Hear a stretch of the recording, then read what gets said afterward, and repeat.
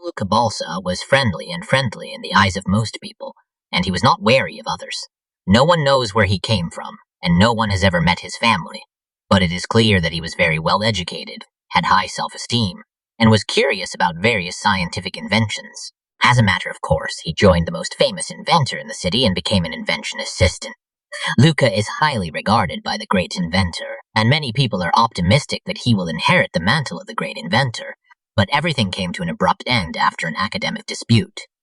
The great inventor claimed that Luca had privately sold his research results to competitors, calling him an ungrateful traitor, while Luca called the great inventor a thief who had no talent. The truth of the facts is unknown.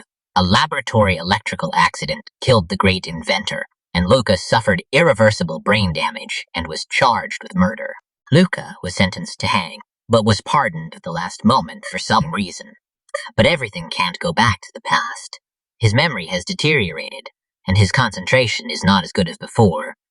He can no longer engage in scientific research, and his family property has also been used to pay huge compensation to the widow of the great inventor. However, Luca did not give up his determination to practice his original invention, but it required a lot of money. So after he received the invitation letter with huge reward conditions, he decided to take the risk. The letter sender is unknown, and it was an invitation to Altius Manor to take part in games held there. Later on, we found out that Alva Lawrence, the great inventor Luca's teacher, had also come to the manor as a hunter. It is unknown whether he received an invitation from the same sender or if he knew the sender long ago. However, it seems that Alva really died in that accident, and the sender is the one who brought him back to life and made him a hunter. This is my own theory, but it's possible that Alva is the one who invited Luca to the manor in the first place. But we'll talk about Alva in a separate video later. For now, let's discuss Luca's information in his deduction. It's mentioned that Luca was a polite young man from a rich family. He found 3 draft pages of an invention in his father's bookcase and decided to complete the manuscript. He fell in love with the idea of it. Luca was well known for being a genius and made his family proud. However, his father, Herman Balsa, lost his entire fortune on failed investments, and he had to use his wife's dowry to pay off his debts. As a result, Luca's mother died of anger and sadness, and Luca couldn't forgive his dad, so he left the house. Luca then heard about the so-called great inventor Alva Lawrence coming to the town's expo, and he knew that Alva wanted his father's manuscript. Since he heard that, Alva tried to bid an unbelievably expensive antique piece to get it.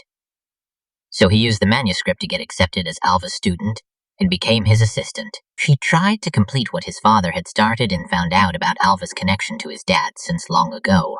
He also discovered that all the experimental phases of this invention had failed and made Alva give up, unlike his father. Luca refused to give up too and accused Alva of plagiarism, so a dispute started between Luca and Alva. Later on, Alva reported to the police that someone had broken into his labs and tried to steal important manuscripts. No one knew the thief, but Luca was accused. After that, an explosion occurred in Alva's labs, resulting in 3 people dead, including Alva, 2 severely injured, one of whom was Luca, and 1 with minor injuries. The cause of the accident was none other than Luca Balsa conducting an illegal experiment. From here on is my own theory. After reading the deductions of both Alva and Luca, I realized that Luca left home after his mother's death, and his father Herman was still alive. He was not dead yet. People accused Luca of theft, but I think it's Luca's father who stole the script. Why do I think like that?